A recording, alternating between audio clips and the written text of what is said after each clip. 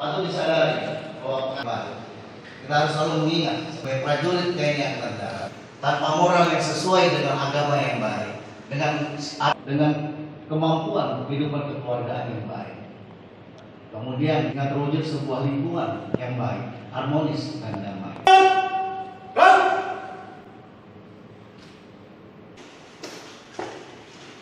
Upacara telah dilaksanakan. Laporan selesai. Makan.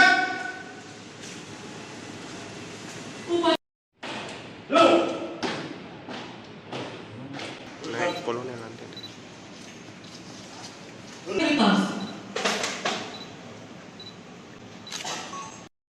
Foto pangkat korps tentang Kodam 7 Birabuaya menjunjung tinggi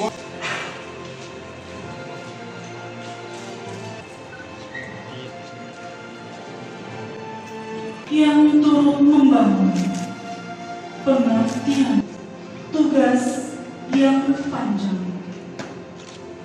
yang